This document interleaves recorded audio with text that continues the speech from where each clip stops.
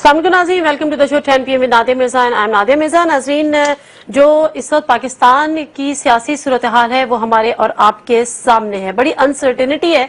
Panama case का जो फैसला था उसको महफूज कर लिया गया है और किसी भी वक्त आने वाले कुछ लोगों का कहना है कि शायद अगले एक हफ्ते में, कुछ लोगों का शायद कहना है कि इससे थोड़ा डिले भी हो सकता है, लेकिन बहरहाल शायद उससे पहले भी आ सकता है, किसी भी वक्त फैसला आ सकता है। और उस फैसले में क्या होगा ये भी मोअज़्ज़िज़ जो जज साहिबान है वो बेहतर तौर पर जानते हैं, लेकिन जो लोग इस हवाले से बात कर रहे हैं या अपने अपने एनालिसिस दे रहे हैं उसमें कुछ काफी हद तक कभी इम्कान है कि अकाउंटेबिलिटी इस मुल्क में जो शायद हमने कभी होते नहीं देखी, इस दफा उसका स्टार्ट हो। और अगर ऐसा होता है, जो सबूत है और अगर ऐसी चीजें सामने आती हैं, तो हो सकता है कि हमारे मुल्क के वजीर आजम मियां मोहम्मद नवाज शरीफ इस पे नाअहल भी हो सकते हैं, डिस्क्वालीफाई भी हो सकते हैं, उसका भी तरीक़ेकार अलग होगा। ये तो मुल्क की सियासी सूरत हाल है। उसके बाद की जो सियासी सूरत हाल या सियासी मंजरनामा बनेगा वो अपनी जगह, लेकिन उसके साथ साथ कुछ और फैक्टर्स भी हैं जो हमारे मुल्क को इफेक्ट करते हैं। वो हमारी फॉरेन पॉलिसी से रिलेटेड भी है। हमारे साथ जो इंडिया का इस जो हालात है, हमारे बॉर्डर पे जो हालात हैं वो बड़ा मैटर करते हैं। अफगानिस्तान के साथ हमारे रिलेशन इस वक्त कुछ बेहतर अंदाज में आगे नहीं बढ़ रहे। ये तमाम चीजें हैं जिस पर हमें बात करनी है और हमें बात करनी चाहिए। जिस शख्सियत से आप बात कर सकते हैं, मुल्क के साबिक सदर, मुल्क के साबिक chief of army staff general Parvez Musharraf साहब। अस्सलाम वालेकुम सर। जी वालेकुम सलाम। मुशर्रफ साहब, आप पाकिस्तान में नहीं हैं, लेकिन डेफिनेटली पाकिस्तान में जो सब पॉलिटिकल सिनेरियो बना हुआ है उस पर आपकी गहरी नजर भी होगी। क्या आपके इल्म में है कि अगर आज बात हो रही है मियां मोहम्मद नवाज शरीफ साहब की और उनके खानदान की, दूसरी तरफ क्रेडिट दिया जा रहा है इमरान खान को, और तीसरा अगर कोई शख्स है तो वो आपको मिस किया जा रहा है? आपको पता है सर किस कॉन्टेक्स्ट में?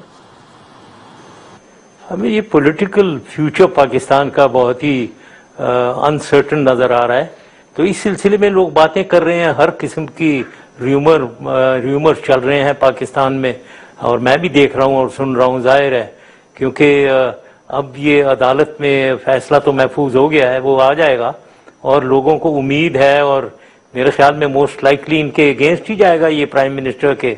उसके बाद क्या होगा, सवाल ये है। तो उस पे बहुत ज्यादा रूमर मॉन्गरिंग हो रही है, बस यही बातें चल रही हैं आगे पाकिस्तान में। Sir you are very true, मगर जब मियां नवाज शरीफ साहब आते हैं JIT में पेशी के लिए, जब मीडिया से अगर बात करते हैं, शहबाज शरीफ साहब आते हैं मीडिया पे बात करते हैं JIT में पेशी के लिए, या इवन मरियम या हुसैन नवाज या हुसैन नवाज, वो सब एक ही बात करते हैं। वो कहते हैं जी हम अपने आप को एहतसाब के लिए पेश कर रहे हैं, लेकिन के साथ वो ये कहते हैं कि जो साबिक चीफ ऑफ आर्मी स्टाफ, जो सदर जनरल परवेज मुशर्रफ साहब, उनकी तरह हमने कोई बहाने नहीं बनाए। हम भी चाहते तो अपनी कमर का दर्द बता के, अपनी दिल की तकलीफ बता के गाड़ी को मोड़ सकते थे किसी हॉस्पिटल की तरह, लेकिन हमने ऐसा नहीं किया।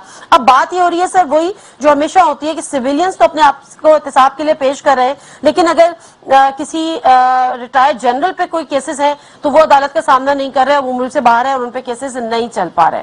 मेरे ऊपर तो कोई चार्ज नहीं है फ्रैंकली देयर इज, और ये चार्जेस जो भी लगे हुए हैं, जिस कोर्ट्स की बात करें, वो सब कुक्ड अप चार्जेस इन्हीं के बनाए हुए हैं। तो ये कोई कंपैरिजन ही नहीं है। और मैं 15 दफा कोर्ट्स में गया हूं, कोई ये भी इन्हें पता होना चाहिए। 15 दफा हर कोर्ट में मैं गया हूं, बाय द वे। इस्लामाबाद के कोर्ट में, पिंडी, लाहौर, सिंध के हाई कोर्ट में, हर जगह गया हूं। तो ये नहीं है कि मैं कोर्ट्स ही में नहीं जा रहा हूं। तो ये ऐसी ही एक बहानेबाजी है। भाई अपनी सफाई पेश करें, जो आपने किया हुआ है, जो आपके करतूत हैं उसकी सफाई पेश करें। दोनों किसी और पे ब्लेम डाल के आप कसूरवार ये नहीं होते, बेकसूर हो जाते हैं। You can not, two wrongs don't make a right. अगर मैंने गलत किया भी है तो इसका मतलब ये नहीं है कि आप ठीक कर रहे हैं। आप अपनी सफाई पेश करें। सर बिल्कुल ठीक आप कह रहे हैं, लेकिन सर जब आप मुल्क से बाहर गए थे, ECL से नाम हटवाया था, तो वो आपका मेडिकल ग्राउंड्स पे था, और फिर यही था कि जब अदालत दोबारा से बुलाएगी तो आप वापस आएंगे, लेकिन सर आप वापस आए नहीं। जो मुझे राइट्स हैं, लीगल राइट्स हैं मेरे, वो मुझे नहीं मिल रहे हैं। यानी मैं पेश हुआ हूं हर अदालत में, और अब मैं बेल मांग रहा हूं तो मुझे बेल नहीं मिलती है, विच इज एब्सोल्युटली रिडिकुलस। और जहां तक मैं बाहर आया हूं, मुझे सुप्रीम कोर्ट ने अलाउ किया है, और इनके अटॉर्नी जनरल ने, गवर्नमेंट ने भी मुझे अलाउ किया है कि मैं बाहर जाऊं अपने इलाज के लिए। तो पता नहीं किस किस्म के कंपैरिजन ये ड्रॉ कर रहे हैं मेरे साथ। कोई इसकी कोई रिलेशनशिप ही नहीं है। قوم یہ سوال کر رہی ہے کہ جب ان کے کرتوتوں کی وجہ سے اگر 1999 میں آپ نے ان کی گورنمنٹ کو ہٹایا تھا تو پھر آپ نے اس وقت ان کے احتساب کیوں نہیں کیا؟ جو 92 کے کیسز ہیں، جو 99 کے سے پہلے کے کیسز ہیں، وہ آپ نے احتساب کیوں نہیں کیا؟ آپ نے ایک ڈیل کر کے ان کو ملک سے باہر کیوں بھجوا دیا؟ کیا آپ نے احتساب کیا تھا جنرل صاحب ان کا؟ بالکل شروع ہوا تھا، نیب میں کیسز تھے، لیکن جب یہ اگریمنٹ ہوا کہ یہ باہر چلے جائیں 10 سال کے لیے تو میں نہیں چاہتا تھا کہ یہ کیسز میں الجھے رہیں. یہ ایشوز سے ہمیں ہٹ کے ملک کو آگے چلانا چاہیے. تو یہ بات تھی، اس لیے جب میں نے ایگری کیا کہ وہ ڈیل ہو گئی اور وہ اسپیشلی کنگ عبداللہ کی طرف سے وہ تھا تو one had to agree. 70,000 barrel وہ تیل دیتے تھے ہمیں، تو ان کی باتیں ماننی بھی پڑتی ہیں، ٹھیک ہے نا جی. تو ایسی کوئی سمپلسٹک ویوز نہیں لینے چاہیے چیزوں کے. اور جب وہ لیے گئے، جب ان کو جانے دیا گیا تو کیسز بھی ظاہر ہے اس مومنٹم کے ساتھ نہیں چل سکتے تھے. ایکیوز لوگ ہی غائب ہیں، وہ نہیں ہے، غیر حاضر ہیں، تو دیٹ واز ناٹ پاسبل. اچھا، آپ یہ کہہ رہے ہیں کہ اس وجہ سے ان کا احتساب نہیں ہوا کیونکہ کنگ عبداللہ کے پرسنل انوالومنٹ پہ آپ نے ان کے ساتھ ڈیل کر لی اور وہ ایک ایگریمنٹ کر کے چلے گئے. جبکہ جب وہ لوگ عدالتوں پہ آتے ہیں، شریف خاندان، وہ کہتے ہیں جی ہم اگر غلط ہوتے تو مشرف نے ہمیں کھنگال ڈالا تھا، مشرف صاحب نے، لیکن ہمارا احتساب پوری طریقے سے ہوا. ہمارا پتہ نہیں 4 دفعہ احتساب ہوا، 5 دفعہ احتساب ہوا، کچھ بھی ثابت نہیں ہوا. تو آپ یہ کہہ رہے ہیں کہ آپ کے دور میں احتساب ہوا ہی نہیں؟ ہاں نہیں ہوا. وہ اس سیریسنس کے ساتھ جیسے ہو رہا ہے یہ سپریم کورٹ میں، وہاں نیب کورٹس تھے، لوور لیول کے نیب کورٹس جو ہیں ان میں ہو رہا تھا ان کا احتساب. کوئی اونچے لیول پہ سپریم کورٹ لیول پہ نہیں ہو رہا تھا. سر، کیا آپ ہمیں بتا سکتے ہیں، یہ اس قوم کو بتا سکتے ہیں کہ 1999 میں جب ان کی حکومت کو ختم کیا گیا تھا اور اس کے بعد تو 2000 میرا خیال ہے ایک میں ان کو بھیجا تھا پاکستان سے باہر، اس دوران کیا آپ کے علم میں آیا تھا کہ ان کے اوپر کون کون سے کیسز ہیں، کتنے اربوں کی انہوں نے منی لانڈرنگ کی ہوئی ہے اور کس کس چیز میں ان کو جو ہے وہ حساب دینا ہے؟ آپ نے ایک نیب بنایا ہوا ہے، نیشنل اکاؤنٹیبلٹی بیورو، اس کا انچارج ایک ڈائریکٹر جنرل بٹھا دیا ہوا ہے. اس کی رسپانسبلٹی ہے سب کچھ ایگزامن کرنا. میں بالکل انٹرسٹڈ نہیں تھا کہ میں ان نیب چیئرمین سے کہوں ہر دوسرے دن آ کر مجھے بریفنگ دو گھنٹے کی کہ کیا ہو رہا ہے. بالکل میں نے نہیں کیا.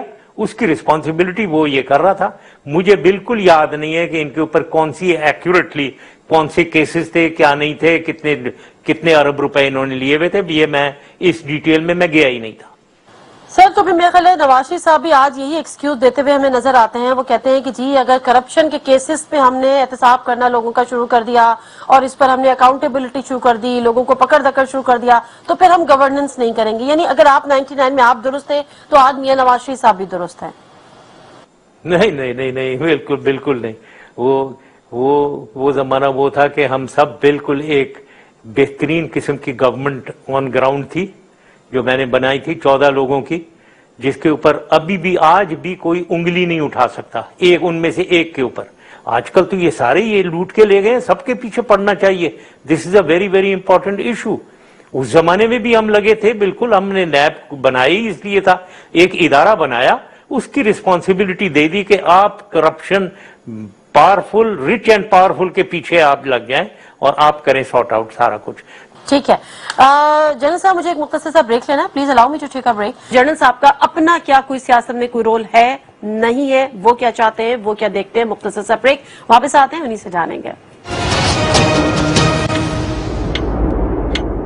جنرل پروگرام میں ایک دفعہ پھر آپ کو خوش آمدید کہتے ہیں. جنرل صاحب، آپ بھی اس سے اگری کرتے ہیں کہ سسٹم کو ڈیریل نہ ہو، ڈیموکریسی اسی طرح سے چلتی رہے، 2018 کے جو شیڈیولڈ الیکشن ہے وہ اپنے ٹائم پہ الیکشن ہو اور ایک دفعہ پھر ہم عوام کے پاس جائیں اور عوام بتائے کہ اب کس کو اس کو حق دیتی ہے وہ حکومت کا؟ نہیں، بالکل میں اس سے اتفاق نہیں کرتا ہوں. میں ہمیشہ سب سے پہلے پاکستان کے بارے میں سوچتا ہوں اور پاکستان کے حق میں یہ بالکل ہرگز نہیں ہے.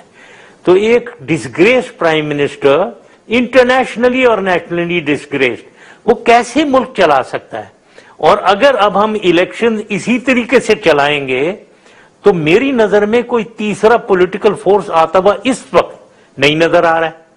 تو یا تو ٹائم ملے کہ تیسرا پولیٹیکل فورس بنے اور وہ آگے آئے اور ان دونوں سے ہمیں نجات ملے پاکستان کو. ورنہ میں سمجھتا ہوں کہ ہم بالکل پروگریس نہیں کر سکیں گے, ہمارا پاکستان ایسی مصیبتوں میں رہے گا. سر تو تیسری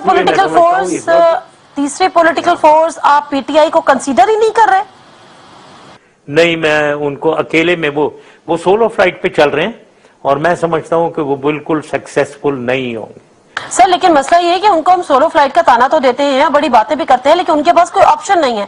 جو ان کا سلوگن ہے, جو ان کا نعرہ ہے, جو ان کا مینیفیسٹو ہے کہ کرپشن فری پاکستان, یا ایسی جماعتیں جو اسٹیٹس کو کے خلاف, ایسی جماعتیں جو کہ کرپشن میں ان کے جو لیڈرز ہیں وہ اس میں ملوث ہیں, وہ ان کے ساتھ کیسے چلے؟ جب کرپشن فری کی بات کرتے ہیں, اسٹیٹس کو کے خلاف بات کرتے ہیں, تو پھر سولو فلائٹ ان کی مجبوری بن جاتی ہے نا؟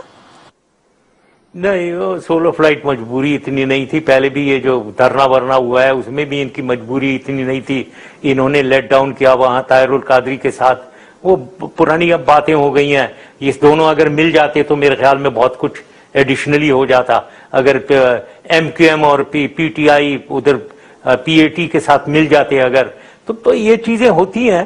اب سچویشن یہ نہیں ہے کہ یہ سولو فلائٹ ابھی صحیح بات. اس وقت اگر آپ پیورلی پولیٹیکل سیناریو کو اس وقت دیکھیں تو میں یہ سمجھتا ہوں اس سے بہتر یہ ہے کہ کوئی ایسی ججمنٹ آئے کہ ایک انٹرم گورنمنٹ لگے اور پولیٹیکل ریسٹرکچرنگ ہو. پاکستان یہ فیل ہو رہا ہے. ڈیموکریسی جو سو کالڈ ڈیموکریسی پاکستان میں ہم چلا رہے ہیں وہ فیل ہو رہی ہے, کبھی سکسیسفل ہوئی بھی نہیں ہے. ایک بھی دفعہ 1947 سے آپ مجھے بتا دیں کوئی ایک دفعہ سول گورنمنٹ اس نے سکسیسفلی پاکستان کی حکومت کی ہو اور عوام کو خوشحالی دی ہو؟ سر سول گورنمنٹ کو سکسیسفلی 5 سال مکمل کس نے کرنے دیا ہے؟ نہیں, وہ کرنے اس لیے نہیں دیا کیونکہ پاکستان کا اگر بیڑا غرق کر رہے ہو تو اس کو مکمل کرنے دیں تاکہ وہ بیڑا غرق کر لے اور تباہی کر کے چلا جائے. یہ کرنے دیں کیا؟ تو یہ باتیں یہی وہ آرگومنٹس ہیں جو کھوکھلی آرگومنٹس ہیں کہ جی کرنے نہیں دیا گیا. بھئی آپ تو ختم کر رہے ہو ملک کو, تو کیا کرنے دیں آپ کو؟ پاکستان کو بچانا ہے یا ہم نے کانسٹیٹیوشن اور ان کی پولیٹیکل سسٹم کو بچانا ہے؟ ہم نے پاکستان کو بچانا ہے. That is the important. سر ہم نے پاکستان کو بچانا ہے اور پاکستان کمز فرسٹ, اس میں کوئی شک نہیں ہے. لیکن سر بات پھر یہ آ جاتی ہے جس آرگیومنٹ کو آپ بیکار آرگیومنٹ قرار دے رہے ہیں کہ جی یہ ملک کو لوٹ رہے تھے, کھسوٹ رہے تھے, ان کو تباہ کر دیا, انہوں نے ملک کو برباد کر دیا, برباد کر رہے تھے, اس وجہ سے ان کی حکومتیں نہیں چلنے دی, تو آپ بھی تو پھر جاتے ہوئے انہی لوٹنے, کھسوٹنے, برباد کرنے والوں کے ہاتھوں میں دے کر چلے گئے تھے. نہیں, وہ ظاہر ہے کہ الیکشنز ہوئے, الیکشنز کروائے. یس یو آر رائٹ کہ الیکشنز کروائے اور وہ اس میں یہ آ گئے. ادروائز میں تو سمجھ رہا تھا 2000. سر ہمیں پھر اس بات کو ماننا چاہیے کہ عوام ان کے ساتھ ہے. یہ آتے ہیں تو عوام کی طاقت سے آتے ہیں, ووٹ کی طاقت سے آتے ہیں. ووٹ کی طاقت پہ آتے ہیں. یس یو آر رائٹ, مطلب from that point of view. لیکن یہ جو 2008 کے الیکشن میں یہ نہ آتے, اگر وہ جو 2007 میں جو کچھ بھی ہوا ہے, سمپتھی ووٹ جو گین کی بے نظیر کے مارے جانے کی وجہ سے پیپلز پارٹی نے, اس کی وجہ سے پیپلز پارٹی آگے آئی. اس کے بعد سے they have always been using the government machinery. 2013 میں کس کو نہیں پتا کہ چیف جسٹس افتخار محمد چودھری بیٹھا ہوا تمام ریٹرننگ آفیسرز اور پریزائڈنگ آفیسرز کو ڈکٹیٹ کر رہا تھا ٹرمز, الیکشن کمیشن کو ڈکٹیٹ کر رہا تھا ٹرمز. کس کو نہیں پتا ہے یہ؟ تو اب آپ کہیں اس میں کہ عوام کی طاقت سے آ جاتے ہیں, وہ عوام کی طاقت سے آ جاتے ہیں. جی بالکل, کیونکہ یہ اس کو مس یوز کر رہے ہیں. مجھے معلوم ہے کہ 4 جگہ سے میں الیکشن لڑنے کی کوشش کر رہا ہوں, 4 سے مجھے ڈسکوالیفائی کر دیا. انلیس اینڈ انٹل یہ پروون گلٹی آپ کو ڈسکوالیفائی نہیں کر سکتے جب تک آپ کو کسی کیس میں سزا نہ ملی ہو. اچھا, اب آئیڈیل سینیریو آپ پاکستان کے لیے اس وقت کیا دیکھ رہے ہیں؟ آپ کے لیے ایک آئیڈیل ججمنٹ کیا ہوگا سر, اگر میں آپ سے پوچھنا چاہوں پناما کیس کے حوالے سے, آئیڈیل ججمنٹ آپ کی نظر میں؟ میری نظر میں تو یہ پورے سسٹم کو وائنڈ اپ کر کے انٹرم گورنمنٹ کو دیا جائے اور انٹرم گورنمنٹ کو ٹائم الاؤ کیا جائے کہ وہ گورن کر سکیں. اچھا, اب وہ کون سی شخصیات ہیں آپ کی نظر میں جو کہ اس انٹرم سیٹ اپ میں فٹ ہوتی ہیں؟ آپ مجھے بتائیں, 99 میں نے دوبارہ دہراتا ہوں, میں نے 14 نام سلیکٹ کیے تھے. میں نے, یہ پاکستانی تھے نا, وہ ایک کے اوپر نقطہ کوئی انگلی اٹھا دیں آپ اور دیکھیں ایک ایک نے کتنی ایفیشنٹلی اپنی منسٹری چلائی. ان کے ساتھ جو لوگ ہیں یہ وہ نہیں ہے, ان میں کیپیبلٹی نہیں ہے, ان میں ایک کا دکا کوئی اچھے لوگ نظر آ جاتے ہیں ہمیں, وہ ہیں, لیکن ادروائز کوئی سسٹم میں چینج کیا جائے تاکہ جو میرٹ پہ لوگ ہیں, جو اویلیبل ہیں, جو کیپیبل ہیں, وہ سم ہاؤ آئیں اور گورننس کریں پاکستان کی, ایسا سسٹم ہو. ٹھیک ہے, تو سر انٹرم سسٹم کی جو آپ بات کر رہے ہیں وہ آپ کی نظر میں کم از کم کتنے اس کا ٹائم فریم کیا ہونا چاہیے, کتنے عرصے پہ وہ محیط ہو؟ کیا وہی 3 مہینے کی آپ بات کر رہے ہیں یا اس سے زیادہ کی بات کر رہے ہیں کہ اس میں اکراس دی بورڈ اکاؤنٹیبلٹی ہو, اسٹیٹس کو کے خلاف ہو, سسٹم پورا ریویمپ ہو اور اس کے بعد پھر کوئی نئے الیکشن کی ڈیٹ دی جائے الیکٹورل ریفارم کے بعد؟ سر تھوڑا سا اس کو الیبوریٹ کر دیجیے. میں ہمیشہ کہتا ہوں ایسی چیزوں میں ٹائم ریلیٹڈ کبھی نہیں ہونا چاہیے, ایفیکٹ ریلیٹڈ ہونا چاہیے. ایفیکٹ ریلیٹڈ ٹائم کریں آپ 2 سال بس وہ کریں گے تو ٹھیک ہو جائے گا, 2 سال میں اگر وہ نہ کر سکے پھر کیا ہوگا؟ تو اس لیے ان کو مینڈیٹ ہونا چاہیے کہ وہ اگر تبدیلی لے آئیں, ریسٹرکچرنگ کے بارے میں سوچ بچار کر کے ایک سسٹم پیش کر دیں ملک میں, اتنا ٹائم انہیں اویلیبل ہونا چاہیے تاکہ وہ ریسٹرکچرنگ کر سکیں. تو ٹائم کے ساتھ میں نہیں ہوں, بٹ ڈیفینیٹلی ناٹ 3 months, 1 سال تو کم از کم ہو. اس کے آگے جو سپریم کورٹ خود دیکھے whether they need more time یا نہیں. سر آپ یہ چاہ رہے ہیں کہ عوام کے سروں پر وہ حکمراں مسلط کر دیں جو عوام کے الیکٹڈ ہی نہ ہو؟ جی میں بالکل یس, میں یہ چاہ رہا ہوں کہ یہ انٹرم گورنمنٹ جو آتی ہے وہ ایسے ہی لوگ ہوتے ہیں جو الیکٹڈ نہیں ہوتے ہیں. ٹھیک ہے sir, let me take a short break. Sir مجھے الاؤ کیجیے گا ایک شارٹ بریک لینے کا. جب میں واپس آؤں گی تو پھر جنرل صاحب سے کچھ مزید سوال بھی کروں گی.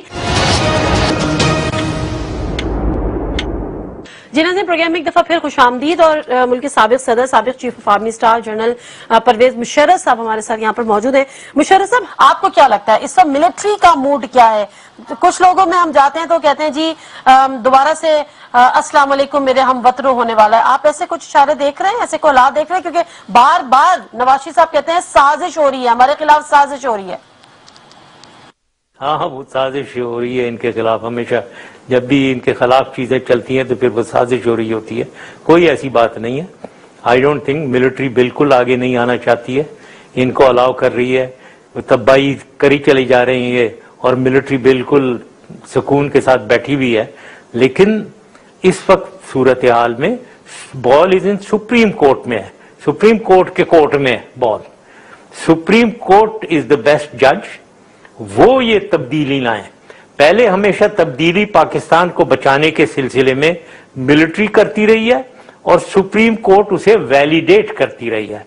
اب ملٹری کو سپریم کورٹ نے ایک ججمنٹ بھی پاس کی کہ وہ ویلیڈیٹ نہیں کریں گے آئندہ. تو جب آپ ویلیڈیٹ نہیں کریں گے تو پاکستان کو تو بچانا ہے, پاکستان کی تو ستیہ ناش ہو رہا ہے. تو اب آپ خود کریں, اب آپ کریں, آگے آئیں اور آپ خود کریں, اور آپ کو بیک اپ ملٹری کرے گی. اگر اب یہ باتیں ہو رہی ہیں کہ جی یہ سزا انہوں نے کوئی سنائی تو شاید ہو سکتا ہے کہ یہ گورنمنٹ جو ہے یہ مانے ہی نہ, منظور ہی نہ کرے, سڑکوں پہ آ جائے. That is where now authority is required کہ سپریم کورٹ کی ججمنٹ کو امپلیمنٹ ہونا چاہیے, اور that is where military force is required. اگر یہ پھر خدا نہ خواستہ اگر یہ ہو, ویسے تو ان کو ہمت نہیں کرنی چاہیے کہ سپریم کورٹ ججمنٹ کے خلاف کوئی ایجیٹیشن کریں, لیکن لگ رہا ہے کہ وہ اس موڈ میں ہیں. اور ان کے یہ جو چمچے ہوتے ہیں ان کا کام کیا ہوتا ہے, یہ اپنی منسٹریز کو بچانا چاہتے ہیں, تو یہ پھر ان کو اکساتے ہیں کہ کرو جی, لڑو جی, ہم دیکھ لیں گے ان کو, یہ بالکل پوری عوام ہمارے ساتھ ہے, تو یہ دیکھ لو. تو یہ اکساتے ہیں انہیں, اور وہی پھر ڈبوتے بھی ہیں ان لوگوں کو آگے. قدم بڑھاؤ نواز شریف, ہم تمہارے ساتھ ہیں. بالکل ہم وہ ساتھ ہیں, بعد میں وہ ساتھ کوئی نہیں ہو, پیچھے دیکھیں گے تو کوئی بھی نہیں ہے ان میں سے. اچھا سر, تو اگر ایجیٹیشن ہو جاتا ہے اگر ان کے خلاف فیصلہ آ جاتا ہے اور یہ فیصلہ نہیں مانتے, اسٹریٹ پاور ان کے پاس ہے, یہ لوگوں کو اگر سڑکوں پہ نکالتے ہیں, who will come on front to control them? I don't think, یہ بالکل نادیہ آپ صحیح نہیں کہہ رہی ہیں, ان کے پاس کوئی اسٹریٹ پاور نہیں ہے. اچھا, تو آ جائیں گے تھوڑے بہت لوگ ادھر ادھر سے یہ جمع کر لیں گے, مائنر ٹینشن کریٹ کر سکیں گے, اور وہ بالکل جب یہ پولیس یا رینجرز وغیرہ استعمال ہوں گے تو میرے خیال میں بالکل ختم, ٹھنڈے پڑ جائیں گے. ان کے اپنے لوگ, میری جو اطلاع ہے, ان کے اپنے لوگ ان سے تنگ پڑے ہوئے ہیں. اوکے, آنے والے وقت میں سر آپ کہیں مارشل لا بھی دیکھ رہے ہیں, کوئی پاسبلٹی, کوئی چانس؟ نہیں ہونی چاہیے.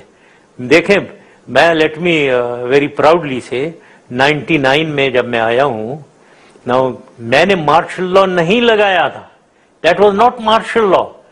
मार्शल लॉ ये होता है कि सुप्रीम कोर्ट वगैरह सब कोर्ट, हाई कोर्ट खत्म, बंद, मिलिट्री कोर्ट्स आ गए. पूरी सिविल गवर्नमेंट जैसे अभी चल रही है उसी तरीके से उस वक्त चल रही थी, एक्सेप्ट चीफ मिनिस्टर की जगह गवर्नर सिलेक्टेड, और कैबिनेट जो है वो सिलेक्टेड लोगों की मैंने लगाई.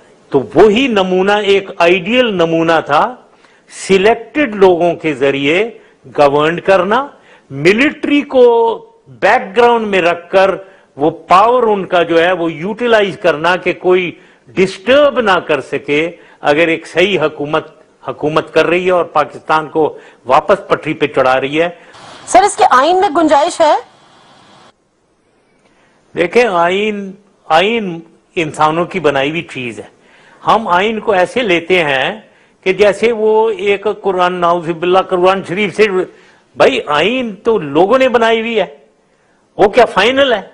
उसमें डिफेक्ट्स हैं, उसमें चेक्स एंड बैलेंसेस नहीं है. तो that is a constitutional amendment required. अब ये पार्लियामेंट्री सिस्टम है जिधर ये हम देख रहे हैं कि इस सिस्टम के थ्रू जो लोग इलेक्शन में अरबों रुपए खर्च करते हैं वो आकर बैठ जाते हैं हुकूमतों में, मिनिस्टर्स के इंचार्ज, और वो फिर अरबों रुपए कमाना चाहते हैं क्योंकि उन्होंने पैसे खर्च किए हैं.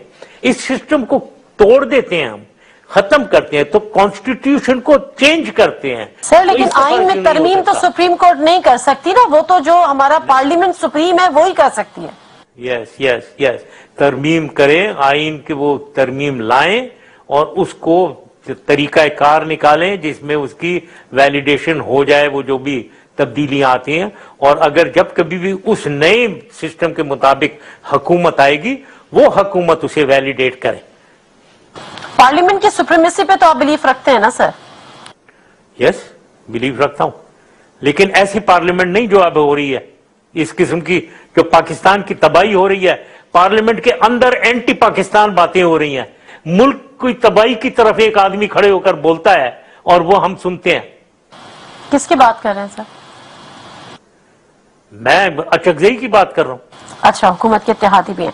चलिए, मैं थोड़ा सा इंटरनेशनल सिनेरियो पे भी बात कर लेती हूँ. सर, ये जो हमारी फॉरेन पॉलिसी है, इसका एक बहुत बड़ा फेलियर है.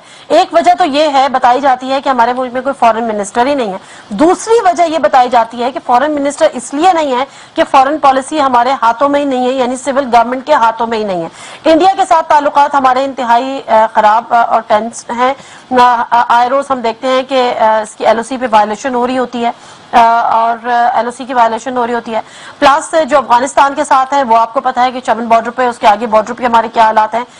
हम उसको बंद नहीं कर पा रहे, हम उसको वहां पर फेंस नहीं कर पा रहे. ईरान के साथ भी ताल्लुकात कुछ अच्छे नहीं है. सर, ऐसे में इंडिया का मैं एक प्रोग्राम देख रही थी, मुझे एग्जैक्टली वो नाम याद नहीं है, कोई डिफेंस उनके एनालिस्ट थे, वो कहते हैं जी नवाज शरीफ साहब को नहीं जाना चाहिए क्योंकि हमने बड़ी इन्वेस्टमेंट की है. आपको लगता है कि कहीं ना कहीं ऐसे कोई कॉजेज हैं जिसकी बिना पर हमारी फॉरेन पॉलिसी दुरुस्त नहीं हो रही, या कश्मीर के मामले पर हम संजीदगी से उठा नहीं रहे, या इंडिया के साथ जो हमारे ताल्लुकात हैं वो बद से बदतर होते चले जा रहे हैं? देखिए, ये बहुत लोडेड आपने सवाल पूछा है. देखें, कश्मीर के मामले को उठाना कोई सिंपल चीजें नहीं है. पहले अपनी तरह रुतबे को तो बनाओ, फिर कश्मीर की बातें आगे लेकर चलो. जब आपको थर्ड क्लास समझा जा रहा है, आपकी हुकूमत को करप्ट समझा जा रहा है, आपका दोस्त एक नहीं है दुनिया में, तो किस कश्मीर कॉज को आप आगे लेकर चलेंगे? भाई, don't put the cart before the horse. तो उसको कश्मीर की फिलहाल ये लोग तो भूल जाएं, ये कुछ नहीं कर सकते कश्मीर के लिए क्योंकि बेकार लोग हैं. ठीक है जी, और ये करना भी नहीं चाहते हैं.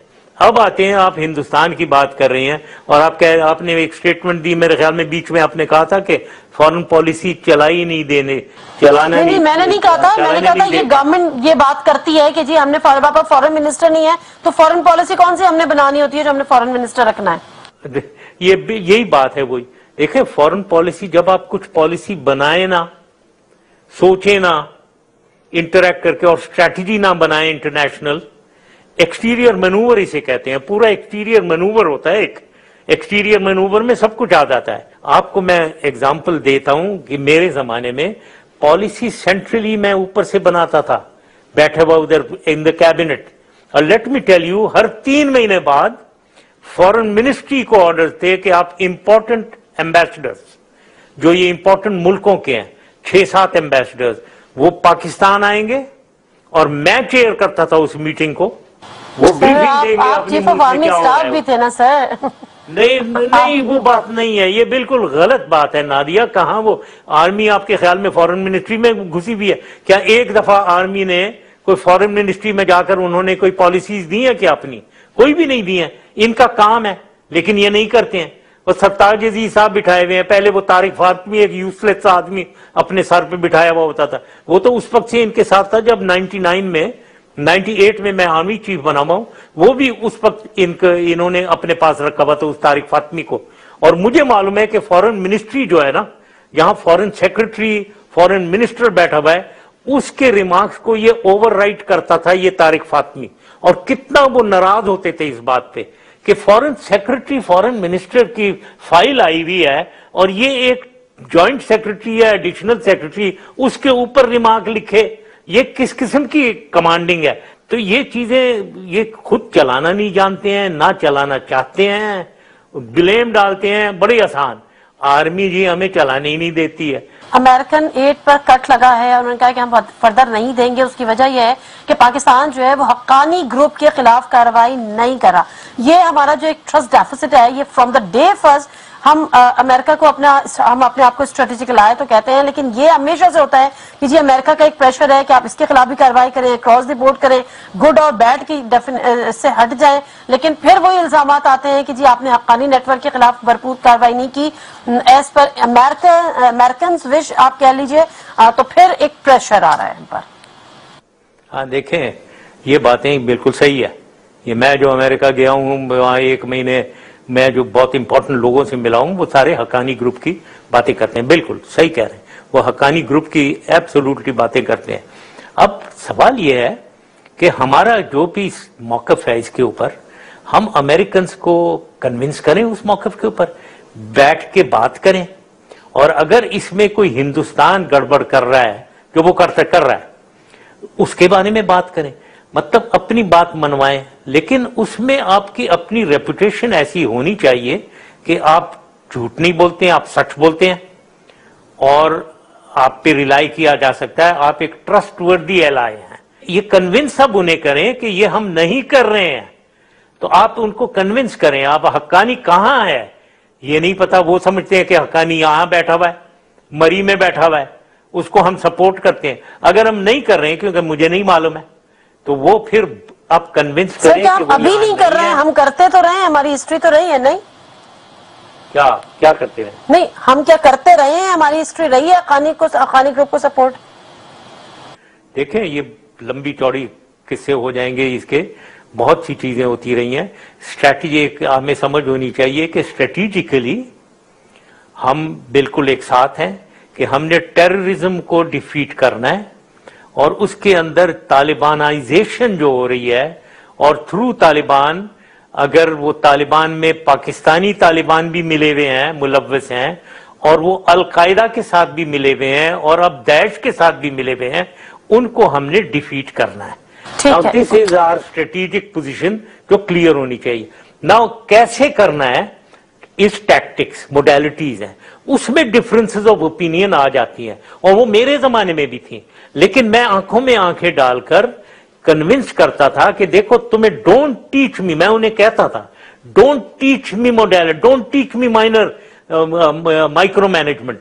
वी नो, हमें ज्यादा पता है, वी नो पाकिस्तान बेटर, तो let me handle the tactical part, strategically we are together. और वो इस बात पे कन्विंस होते थे, लेकिन फरेब ना करें, झूठ और फरेब ना करें। अगर हम समझते हैं कि फजलुल्ला उधर बैठा हुआ है और बैठा हुआ है, वो कुनर में बैठा हुआ है, और वो आदमी है जो पाकिस्तान में टेररिज्म करवा रहा है, वो अफगान गवर्नमेंट जानती है, उसको इंडियंस कवर देते हैं, तो why can't be convinced Americans कि भाई तुम हक्कानी की बात कर रहे हो, तो उधर ये हमारा जो टेररिस्ट है वो वहां बैठा हुआ है, वो यहाँ टेररिज्म करवा रहा है, तो हम तो उसे पकड़ के मारना चाहते हैं। तो अगर हम किसी शख्स को भी, किसी को भी हम यूज करना चाहते हैं, अगर आप हमें नहीं मदद कर रहे हैं, तो हम अपनी एक वहां نیٹ ورک بنائیں گے افغانستان میں جو ہندوستان کی نیٹ ورک کو کاؤنٹر کرے. دیکھیں یہ میں بہت بڑی باتیں بتا رہا ہوں اور یہی ہوتا ہے اور یہی میں کرتا تھا. بالکل میں کروں گا جو پاکستان کو پروٹیکٹ کرنے کے لیے جو کچھ بھی کرنا پڑے مجھے کرنا ہے. تو یہی حکومت کا کام ہے. اچھا سر, پروگرام کے بالکل لاسٹ میں حصے میں ہوں, مجھے پروگرام کو ختم بھی کرنا ہے. مجھے بتائے گا کہ کراچی کے حوالے سے آپ کا کیا اس وقت آپ ایڈوائز کریں گے؟ جو ایم کیو ایم کے حالات ہیں, وہ جو ایک ایم کیو ایم پاور ہوا کرتی تھی, جو اپنے آپ کو ایک 80% کلیم ہوتا تھا ان کا کہ جی ہم کراچی کی نمائندگی کرتے ہیں, وہ ختم ہو رہا ہے. PS 127 میں ایم کیو ایم کو شکست ہوتی ہے, PS 114 میں ایم کیو ایم کو شکست ہوتی ہے, ایم کیو ایم دھڑے بندی کا شکار ہے. کراچی میں دونوں سیٹ اس وقت پیپلز پارٹی جیت چکی ہے. آپ آج کا کراچی کل کا پیپلز پارٹی کا کراچی دیکھ رہے ہیں, یا اس سے بہتر آپ جو ایم کیو ایم کے دھڑے ہیں, چاہے وہ فاروق ستار گروپ ہو, چاہے وہ لندن ایم کیو ایم ہو, اس میں مائنس الطاف کر کے بھی پلس PSP ہو, اب حقیقی ایک دفعہ پھر سامنے آ رہی ہے, کیا مشورہ دیں گے؟ ہاں, اس میں نادیہ فرینکلی یہ بالکل یہ بہت امپورٹنٹ بات ہے. میں اس میں ایک اپرچونٹی دیکھتا ہوں. کراچی میں ایک اپرچونٹی دیکھتا ہوں فار اے پیراڈائم شفٹ. اب جو پہلے کراچی تھا اربن پولیٹیکل فورس واحد ایم کیو ایم تھی, rural political force Peoples Party تھی. اب یہ اربن پولیٹیکل فورس ٹوٹ گئی ہے اور یہ 3-4 دھڑوں میں بکھر گئی ہے اور ان کی یہ کنفیوزڈ ہیں, ٹوٹلی کنفیوزڈ ہیں, کیونکہ لنڈن میں جو ان کی سیکریٹریٹ تھا وہ بالکل انڈرمائن ہو گئے ہیں. الطاف حسین انڈرمائن ہو گیا ہے, ان کی ہر قسم کی نیگیٹو کانوٹیشن ان کے اوپر آ گئی ہیں. رائے ایجنٹ یہ ہیں, بتھا خور یہ ہیں, کلرز یہ ہیں. تو یہ صورتحال میں ایک پیراڈائم شفٹ کا بنایا ماحول ہے. ہم اس وقت اتنی ایتھنیکلی اورینٹڈ ہو گئے ہیں کہ PMLN پنجاب بیس ہو گئی ہے, پیپلز پارٹی سندھ کی ہو گئی ہے, ANP پختونوں کی ہو گئی ہے, MQM اردو سپیکنگ کی. تو یہ کیا ہم کہاں جا رہے ہیں؟ یہ پاکستان کون ہے؟ پاکستانی کون ہے؟ پاکستانیت کدھر گئی ہے؟ تو پاکستانیت اگر شروع کرنی ہے کہیں سے نہیں ہو سکتی, نہ پنجاب سے, نہ سندھ سے, نہ بلوچستان سے, نہ فرنٹیئر سے, کہیں سے نہیں شروع ہو سکتی, کیونکہ وہاں تو وہ ایتھنک ہے. سر لاسٹ کامنٹ ہے, میں تھوڑا سا آپ کا پلیز ون لینا چاہ رہی ہوں کہ پنجاب کی ڈومیننس کو ختم کرنا ضروری ہے, چھوٹے صوبے بنانے کی ضرورت ہے, کیونکہ وہی جو آپ کہہ رہے ہیں کہ 17% ووٹ ملا, آپ پورے ملک کے وزیر اعظم بن گئے, پنجاب سے آپ کو ووٹ ملا, سارا فوکس آپ کا صرف پنجاب ہوتا ہے, باقی صوبے جو ہیں وہ پھر احساس محرومی کا شکار ہوتے ہیں. تو پنجاب کی ڈومیننس کو ختم کرنا ضروری ہے سب ملک کے لیے. بہت زیادہ پروونسز کریٹ کرنے چاہیے تاکہ پروونسز میں ایڈمنسٹریشن زیادہ قریب ہو جائے عوام کے, اور اس کے علاوہ سینٹر فیڈریشن کی طاقت بڑھے, کیونکہ پروونسز چھوٹی ہوں گی, وہ ذرا کمزور ہوں گے, ایڈمنسٹریٹیولی سٹرونگ ہوں گے وہ, لیکن پولیٹیکلی ان کی وہ نہیں ہوگا کہ سینٹر کی ناک رگڑ دیں جو اب ہوتا ہے. تو لہذا centre strong, federation strong, provinces کی بہتر ایڈمنسٹریشن, اس کے لیے ہمیں زیادہ پروونسز بنانے چاہیے. ٹھیک ہے, اس میں پنجاب کی بریک اپ آٹومیٹکلی آ جائے گی, اور پھر وہ سوچ بچار کر کے ایک تھنک ٹینک بنائیں, سوچ کے ایسی کوئی جس میں رنجشیں نہ ہوں, سب کو ساتھ لے کر چلیں, پروونسز بنائیں. ٹھیک ہے, تھینک یو ویری مچ سر, آپ کے ٹائم کا بھی, اور جو تمام آپ نے اس کا انالیسز ہمارے ساتھ اپنا شیئر کیا. ناظرین, سابق صدر پرویز مشرف صاحب سے گفتگو کر رہے تھے, لیکن تمام باتیں ہی اپنی جگہ امپورٹنٹ تھی, لیکن جو کریکس تھا وہ یہی تھا کہ ان کا ماننا یہ ہے کہ اس وقت الیکشن ہوتے یا الیکشن کے لیے ماحول سازگار نہیں ہے. دس از دا ٹائم کہ اکراس دی بورڈ اکاؤنٹیبلٹی ہو, ایک ایسا انٹرم سیٹ اپ ہو جو کہ الیکٹڈ لوگوں کا نہیں بلکہ سلیکٹڈ لوگوں کا ہو. سپریم کورٹ کی جو ججمنٹ ہے اس کے ذریعے ایک ایسا سسٹم آئے جو نہ صرف اکراس دا بورڈ اکاؤنٹیبلٹی ہو بلکہ سسٹم پورا ریویمپ ہو, اور ایک دفعہ صحیح سمت میں اس کی ڈائریکشن کریں, صحیح سمت میں اس کو لے کر آئیں, اور پھر ایک فلو ہو کہ جی دوبارہ سے الیکشن ہو رہے ہیں. اور جس طرح سے ڈیموکریسی ہوتی ہے, ایک جو میچور ڈیموکریسی جو واقعی جس کا پھل عوام تک پہنچتا ہے, اس سسٹم کے تحت اس ملک کو چلایا جائے. پروگرام سے دیجیے نادر مرزا کو اجازت. اللہ حافظ.